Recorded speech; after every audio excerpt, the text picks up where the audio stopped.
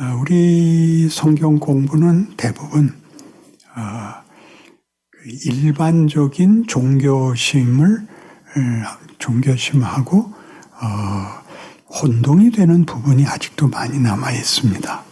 말하자면 여러분이 하나님을 믿는다 그러면 여러분의 신앙을 도덕성과 진정성으로 파악할 것입니다. 착하게 살고 모범적으로 살고 봉사하면서 살면 하나님이 복을 주신다 하는 일반 종교관에서 하는 이야기가 기독교에서 하나님을 이해하는 것과 매우 섞여 있습니다. 그래서 신앙생활의 가장 현실적인 문제가 뭐냐 하면 나 열심히 사는데 왜 내 인생이 고달프냐 하는 것이 제일 큰 문제가 되고 있습니다. 하나님이 우리를 예수 그리스도로 말미암아 그리스도의 하나님의 영광의 찬송이 되게 하겠다는 이 약속이 우리 현실 속에서는 신에게 열심을 내고 치성을 들여서 그 보상을 받아내자와 혼동되는 바람에 제일 많이 등장한 게 조심해서 들어야 될 말입니다만 기도 열심히 하고 성경 열심히 보는 게 됐습니다. 그게 유일한 신앙 행위, 신앙의 점검이 됐는데 성경은 그렇게 얘기하지 않고 하나님이 우리를 만들어가는 이 목적을 위해서 지금 우리가 싫어하는 현실과 인생을 세상 역사 속에서 살게 하신다는 깨우침이 가장 시급합니다. 왜 하나님은 우리를 예수를 만나서 감동케 하고 고백케 하고 항복케 하고 헌신케 해놓고서 아무것도 변한 것이 없는 그 전과 다를 것이 없는 곳에서 나를 고생시키시나. 그래서 대부분 우리 7, 80년대 한국교회가 부흥기를 겪으면서 경험한 내가 예수를 만났고 예수에게 항복했고 신앙을 고백했고를 나에게서 감동으로 고백으로 갖고 있을 뿐만 아니라 내가 누구를 전도하여 그러하여금 다시 감동하고 고백해 하는 것을 이렇게 재탕을 하고 있지.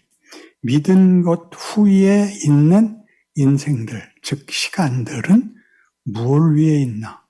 그 다음은 무엇을 해야 되나?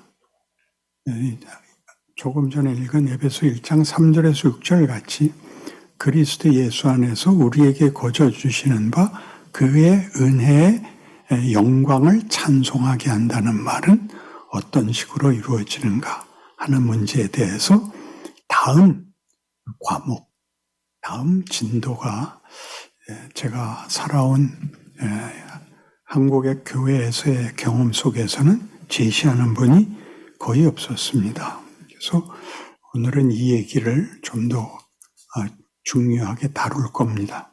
같은 에베소서 4장 13절에 가면 제가 읽죠. 유명한 구절이니까 우리가 다 하나님의 아들을 믿는 것과 아는 일에 하나가 되어 온전한 사람을 이루어 그리스도의 장성한 분량이 충만한 데까지 이르리니 이는 우리가 이제부터 어린아이가 되지 아니하며 사람의 속임수와 간사한 유혹에 빠져 온갖 교훈의 풍조에 밀려 요동하지 않게 하려 함이라. 오직 사랑 안에서 참된 것을 하여 범사에 그에게까지 자랄지라. 그는 머리니 곧 그리스도라. 그러니까 예수를 믿으면 믿었다는, 지금 죽어도 천국 간다는 운명이 결정되었을 뿐만 아니라 그 운명은 죽으면 가는 정도가 아니라 살아있는 동안에 그리스도 예수의 장성한 분량이 충만한 데까지 가는 과정, 성화라고도 하고 성숙이라고도 하고 자라난다고도 얘기하는 기독교가 얘기하는 신앙은 세상의 인간들을 사망으로 끝나는 다만 일시적인 시간에 불과하다라는 절망과는 다르게 우리가 천국을 가며 하나님 나라에서 예수와 함께 즐길 것인데 거기를 운명적으로 가는 정도가 아니라 거기에 가기 전에 이 세상에서 하나님의 자녀라는 이름으로 어떤 성숙, 어떤 완성에 이르러야 한답니다. 마치 예수께서 그리하신 것 같이. 예수님은 말이죠. 우리 히브리서 5장 8절식으로 얘기하면 그가 아들이시라도 받으신 고난으로 순종함을 배워서 온전하게 되셨다 그럽니다. 이 말은 굉장히 심각한 무시무시한 표현입니다. 하나님이 십자가의 죽으심으로 그의 어떤 부족했던 부분을 채웠다. 그냥 이해하면 이렇게 되는데 도대체 뭐가 부족한 게 신에게 있으며 그걸 채우는 것이 하필 십자가에서 죽는 것, 아버지의 뜻을 따라 죽는 것이 그 결격 사유라고 할 부분을 메꾸는 게 되는가? 이런 얘기입니다. 하나님은 우리를 아까 본 에베소서 1장 3절에서 6절까지 그의 사랑하시는 자며 그의 자녀들이라는 존재론, 정체를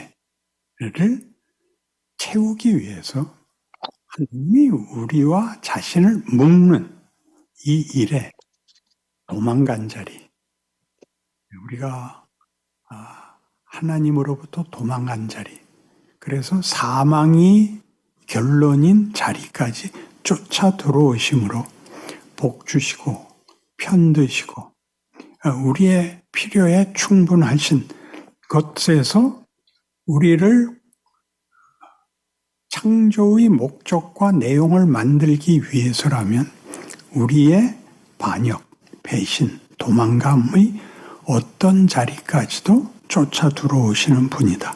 이게 히브리서 5장 8절입니다.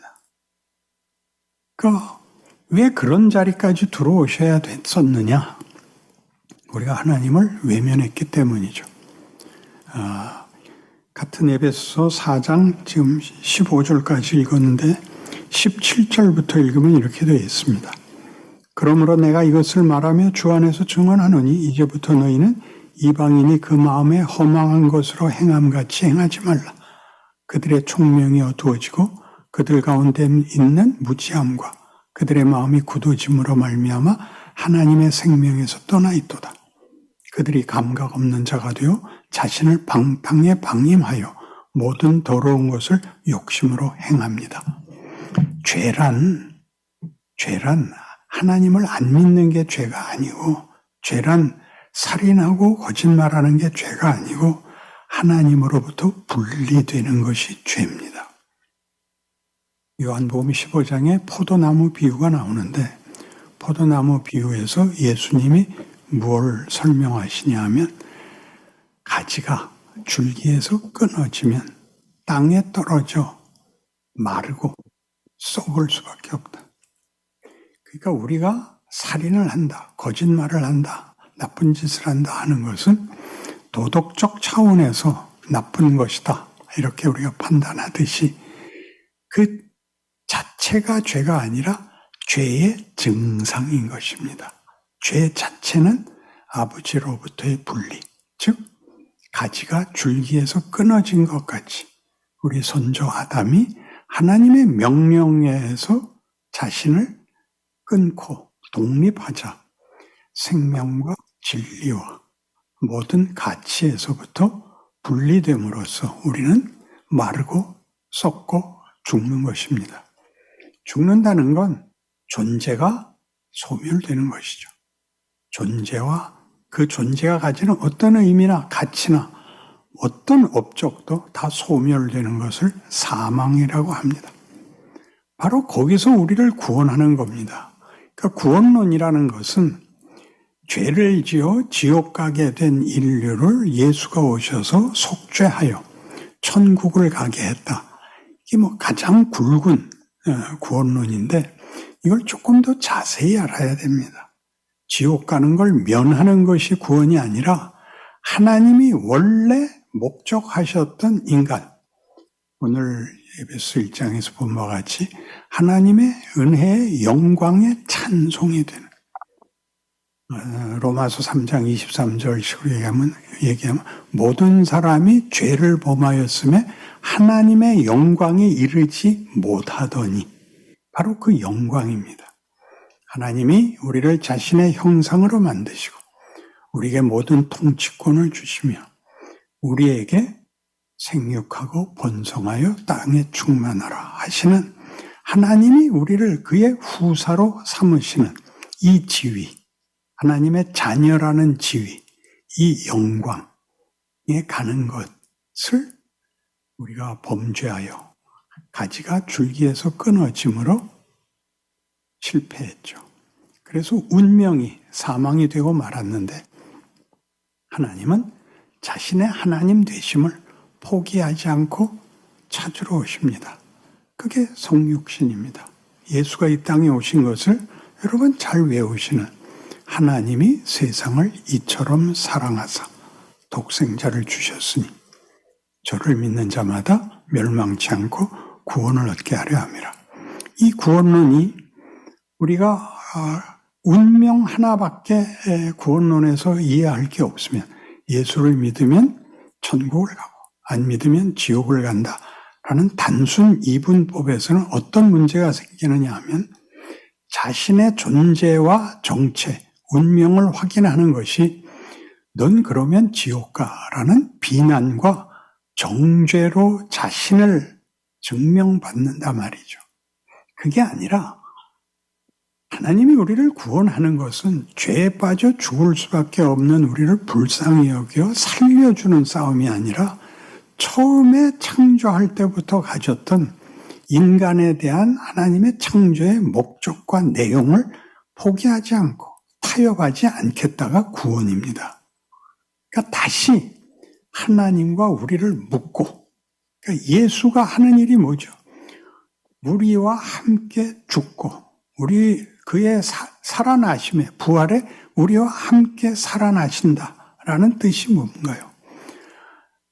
예수님께서 아버지와 분리될 수 없듯이 우리를 그 예수 안에서 아버지와 다시 접속시킴으로, 연합시킴으로 무엇을 하자는 거죠?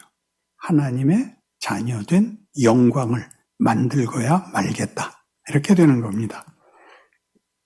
그러니 성육신에서 보듯이 하나님이 우리를 구원하기 위해서는 우리의 이해, 납득, 현실에 들어와 우리를 불러내기 위하여 하나님이 어디까지 찾아올 수 있는가, 그리고 하나님이 막을 수 있는 다른 장소나 변수나 문제가 없다 하는 것을 보임으로 하나님이 우리의 하나님이라는 것을 증명했듯이 우리에게도 뭘 만들길 바라시느냐 하면, 하나님은 내 아버지시오, 나는 그의 사랑을 입은 자녀라 하는 것을 확인시키는 일을 현실 세계에서 합니다.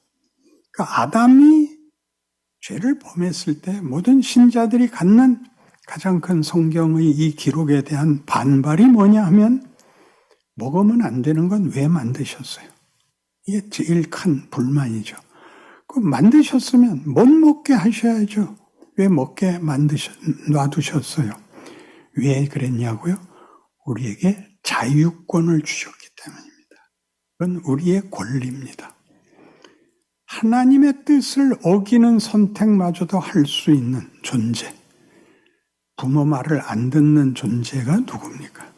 자식입니다. 그 자식을, 부모가 그 자식을 위해서는 죽을 수 있듯이, 자식이 부모를 위해서 죽는 게 아니라 그 자식을 위해서 부모가 죽을 수 있듯이, 우리 하나님은 심사위원으로 믿으면 구원을 베풀고 안 믿으면 지옥에 보내고, 이렇게 판관이 아니며 편을 들면 상을 주고 나쁜 짓 하면 벌을 주는 그런 심사위원이 아니라, 하나님이신 것이 이 우리 인간이라는 존재, 종족으로 그걸 구원하셔서 그 무엇을, 그 약속과 그 하나님 되심, 우리를 그 자녀로 만드심의 관계를 어떻게 이루고야 마느냐로 온 세상 앞에 하나님이 영광을 받으신다고 빌립보서 2장 5절 이하에서 11절까지 말씀입니다. 예수는 왜 오셨는가? 예수는 왜 십자가를 지셨는가? 왜 죽으셔야 했는가? 하나님은 예수로 인하여 자기 아들을 십자가에 못 박아 죽을 수밖에 없는 우리를 그 아버지와의 분리 속에, 사망 속에 있는 우리를 찾기 위해서 그 아들을 사망의 세계에 보냈다. 우리 손에 죽는 그 자리에 오셨다. 그래서 누굴 구원했냐? 믿는 자를 구원한 게 아니라 그를 못 박은 자를 구원하러 오셨다. 이게 성경이 하는 얘기죠. 나는 의인을 구하러 온 것이 아니라 죄인을 구하러 왔다. 그런데 우리는 계속 믿느냐 안 믿느냐로. 왜? 믿은 다음에 무엇을 해야 되느냐? 무엇이 우리에게 숙제로 주어져 있고 기회로 주어져 있느냐라는 부분이 없으니까 쉽게 얘기해서 성장하는 것, 성숙하는 것, 완성되는 과정과 내용이 본문이 없기 때문에 죽는 얘기만 한단 말이죠. 오늘 죽어도 난 천국 가.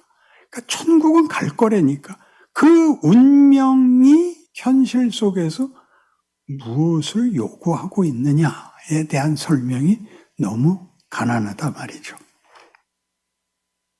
우리가 그 아들을 속죄물로 삼아서 하나님이 우리를 자녀로 다시 회복시키고 아버지의 영광의 찬송이 되게, 꽃이 되게 하신다고 하는데 우리가 당장 물어봐야 할 것은 그러면 왜 현실이 고단한가죠?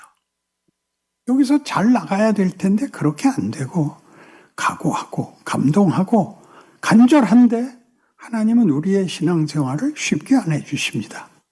여러분의 신앙생활은 기도하면 되고 각오하면 되는 게 아니라 실제로는 현실 속에서 매일 위협과 시험 앞에, 유혹 앞에 서 있어야 됩니다.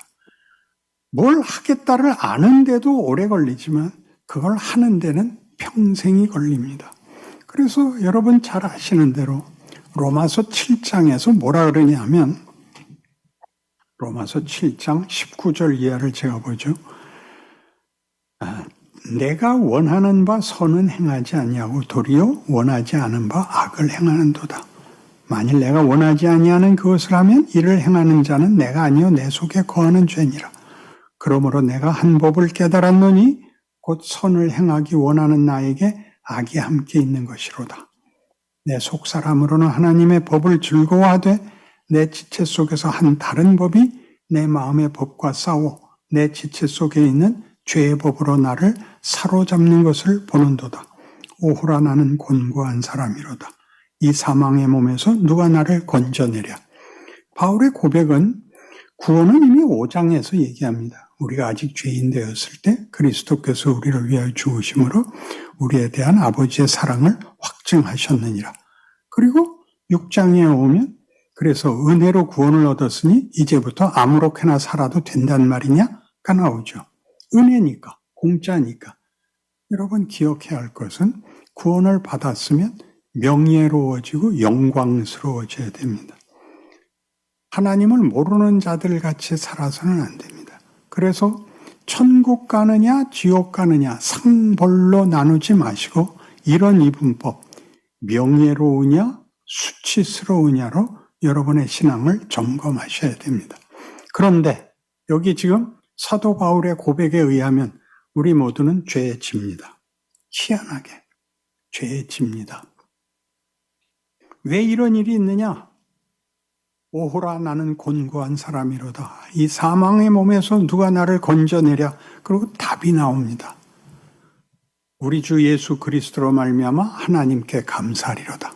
그렇게 나왔으면 여러분 당장 떠오르는 답이 분명하잖아요. 그렇지만 결국은 우리가 이길 거다. 이래야 맞는데 그런즉 내 자신이 마음으로는 하나님의 법을 육신으로는 죄의 법을 섬기노라. 아직도 문제는 해결되지 않고 있습니다. 환장을 노리십니다. 잘하고 싶습니다. 근데 안 됩니다. 어떡하란 말입니까? 8장 1절이 여러분 유명한 구절이죠. 그러므로 이제 그리스도 예수 안에 있는 자들에게는 결코 정죄함이 없느니 이는 생명의 성령의 법이 죄와 사망의 법에서 너희를 해방하였습니다. 이게 무슨 말인지 아시겠습니까? 이게 답입니다. 우리는 이제 고아로 살다가 부모를 만나서 학교를 가게 됐습니다. 학교 가면 어떻게 됩니까? 공부를 해야 됩니다. 공부 안 하면 죽이는 데가 아닙니다. 공부 안 하면 혼쭐이 나지만 공부를 하라고 잘하라고 매질도 당하고 꾸중도 받고 부모님도 불러와야 되지만 여긴 사망이라는 결론은 없습니다. 그러니까 우리가 잘잘못을 어떻게 이해해야 되냐면 잘하면 상 받고 못하면 벌을 받는 문제가 아니라 이제는 하나님의 자녀로서 실력 있는 명예로운 하나님의 자녀라는 이름에 걸맞는 영광의 존재가 되어야 된다는 것. 그것은 하고 싶다, 간절히 바란다 이런 추상명사로 답이 되는 게 아니라 실체가 돼야 되는 겁니다. 그렇게 할 수 있어야 됩니다. 그게 현실입니다. 그러니 왜 하나님은 나를 믿게 해놓고 이렇게 불편한 현실을 살게 하는가라고 여러분은 묻고 싶을 겁니다. 왜냐하면 실력 있는 존재를 만들고 싶어서입니다. 여러분, 우리나라 지금 제일 최고의 인기 있는 손흥민 축구 선수입니다. 그는 우리나라에서 배출한 선수 중에 최고의 선수를 하는데 그가 축구하는 거 보시면 기가 막힌 실력을 갖고 있지만 모든 슛이 다 골인이 되는 것이 아니라는 것쯤은 여러분 압니다. 여러분이 신앙생활을 하면서 바라는 건 혹시 이런 거 아니었나요? 골키퍼 없는 골대에다가 공 넣기 시합. 아니, 골대 자체도 없는 공만 차면 점수가 되는 그런 시합을 바라본 적은 없나요? 우리는 신앙이 좋다 그러면 상대 수비도 없고 골대도 없고 골키퍼도 없는 데서 내 멋대로 공을 차는 것을 10번 차면 10점이고 100번 차면 100점인 그런 세상을 꿈꾸지 않았나요? 그렇지 않습니다. 실력이라는 것은 방해와 장애와 한계를 넘어서야 되는 것입니다. 인간의 최선은 도덕입니다. 도덕이란 잘못을 안 하는 거죠. 나쁜 짓을 안 하는 거죠. 지금 하나님이 하시자는 것은 사랑을 하자는 겁니다.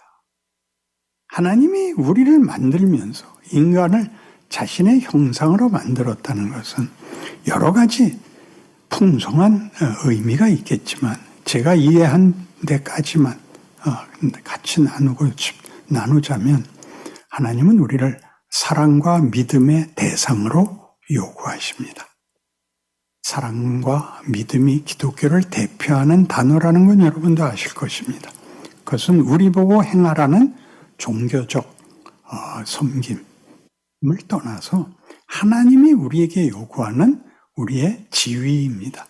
우리의 신분이며 우리에게 준 특권입니다. 하나님과 사랑을 나누고 믿음을 나누는 것인데 사랑과 믿음은 어떤 조건이 필요하냐면 대등해야 됩니다. 그 지위가 대등해야 됩니다. 굉장히 놀라운 일입니다. 하나님이 율법을 주시고 예수님으로 하여금 해석해 한 그 설명은 첫째 되는 계명이 하나님을 사랑하는 것입니다. 마음을 다하고 뜻을 다하고 성품을 다하여 주 너의 하나님을 사랑하라 하셨으니 이것이 첫째 되는 계명이요. 둘째는 뭐였습니까? 네 이웃을 네 몸같이 사랑하라 하셨으니 이것이 온 율법과 선지자의 강령입니다. 그러니 하나님이 우리에게 뭘 지금 만들고 있느냐 하면 하나님이 죄인을 구하러 오시며 죄 지은 세상을 사랑하사 그 아들을 보낸 것 같이 인간이라는 존재는 잘잘못의 도덕법이나 율법이나 규칙을 넘어서는 인간이라는 존재는 모든 존재들에 대하여 사랑을 할 수 있는, 아량을 베풀 수 있는, 용서할 수 있는 대등한 관계에서는 사랑과 믿음을 교제로 가질 수 있는 존재로 요구하고 있습니다. 어디까지 가야 된다 그러죠, 성경이? 원수를 사랑하라가 무슨 뜻인지 아셔야 됩니다. 로마서 12장 가면 그런 얘기가 나오죠. 너희를 핍박하는 자를 저주하지 말라. 저주하지 말고 축복하라. 기가 막힌 말이죠. 왜 그러죠? 그들은 악역을 맡았으니 악역을 하게 놔두랍니다.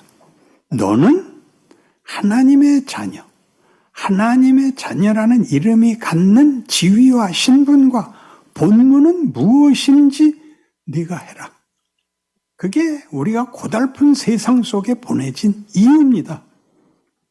얼마나 고달프시죠?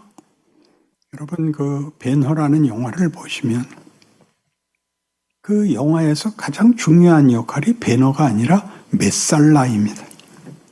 메살라는 나쁜 놈이죠. 벤허가 모든 고생을 하게 되는 이유고 끝까지 그와의 싸움 때문에 그의 인생을 소비할 수밖에 없었던 주인공입니다.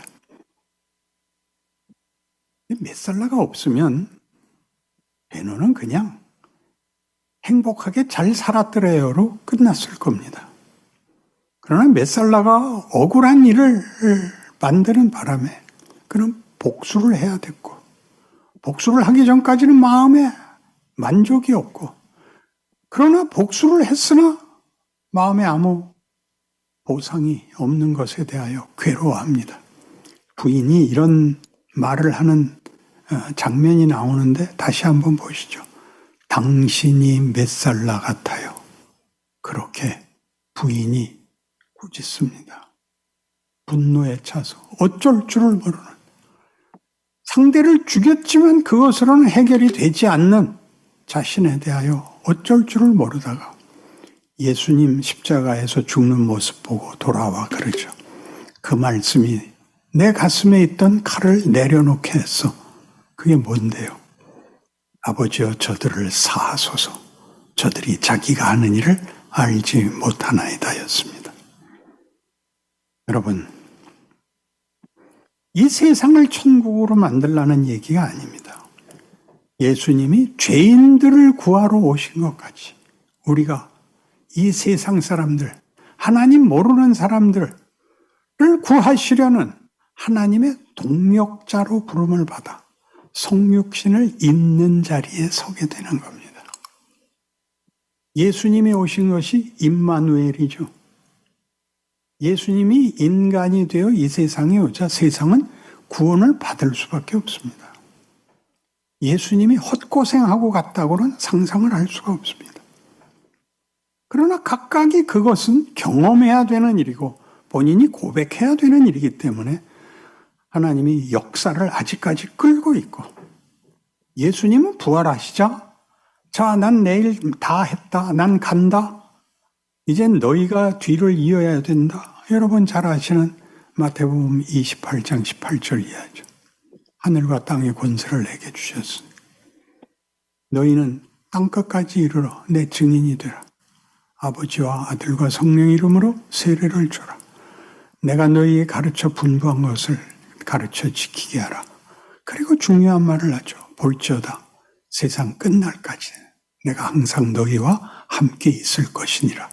그러니 예수님이 나와 함께 있으니 내가 있는 자리는 내가 성육신이죠. 하나님이 임마누엘로 있는 데죠. 그러니까 내 주변 사람들을 위하여 내가 보냄을 받고 있는 겁니다. 여러분들이 굳이 예수 믿으시오라고 말을 안 해도 됩니다. 예수님 같이 살고 그 속에서 죽으십시오. 예수를 못 박은 자들이 구원을 받는 그 일을 하나님이 우리에게 연결시키셔서 이미 구원을 받았다는 것은 하나님의 자녀로서 예수에서 본 그 모델을 우리 인생 속에서 너희도 해라. 그것은 사명이거나 임무이거나를 떠나서 우리의 지위, 신분, 정체성인 것입니다. 여러분들이 모든 사람을 회개시켜야 되는 것 아니고 심판해야 되는 건 더더욱 아니고 여러분이 만나는 모든 사람 앞에서 여러분들이 이 일을 책임 맡고 있는 줄 알아야 됩니다. 주님 살아계신 동안은 아무에게도 환영받지 못했습니다. 기억하셔야 됩니다. 그러니 이런 우리가 받는 이 현실의 이 공부 속에서 우린 밤낮 불만이죠. 뭐라고 불만을 하죠? 우리가 자식 길러봐서 알듯이 우리 첫 아이가 초등학교 1학년 들어가서 사흘쯤 되니까 우리한테 와서 이렇게 물어봤습니다. 아버지, 몇 밤만 더 지나면 학교 안 가도 돼요? 그렇게 물어봤습니다. 학교를 간다는 게 뭔지 아시죠? 조금 더 철이 들어서 아버지, 저 등록금 내주시고 뭐 유학 보내시고 그렇게 돈 쓰실 거 없이 제가 나가서 돈 벌어오겠습니다. 오늘부터 나가서 껌 팔아오겠습니다. 그러면 너 잘 생각했다. 그럴 부모 없습니다. 너 이 새끼 죽을래? 하라는 공부는 안 하고 언제 너보고 돈 벌어오라 그랬어. 여러분 경험하시잖아요. 자식을 어떻게 키우는지, 부모 노릇을 어떻게 해야 되는지. 이 일에는 살려주고 죽이고의 문제가 아니라 만드는 일이 있을 뿐입니다. 그러니 우리는 예수를 뒤따라 성경이 말하듯이 예수를 맏아들이라 칭한 것은 그 밑에 줄줄이 다음이 있다는 뜻이다. 너희에게 내가 한 일을 있도록 맡기고 나는 간다. 그렇게 성천하신 겁니다. 그 일이 오늘까지 2000년 동안 계속돼서 우리한테까지 온 것입니다. 여러분들은 여러분의 환경과 여러분의 지금의 지위, 경우를 불만해 하실 거 하나도 없습니다. 거기가 보냄을 받은 자리입니다. 이 일에 더 잘하고 모범을 보이고 싶은데 왜 안 되는가? 안 되는 것까지 일을 합니다. 그래서 성경은 어떻게 이 문제를 우리에게 걱정할 것 없다고 말하느냐 하면 같은 로마서 8장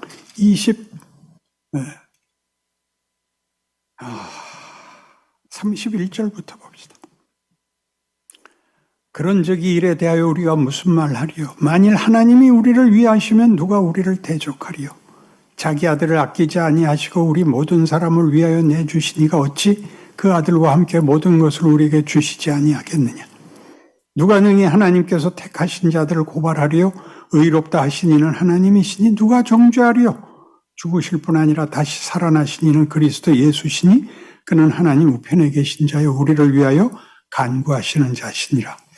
누가 우리를 그리스도의 사랑에서 끊으리요? 환난이나 곤고나 박해나 기근이나 적신이나 위험이나 가리랴.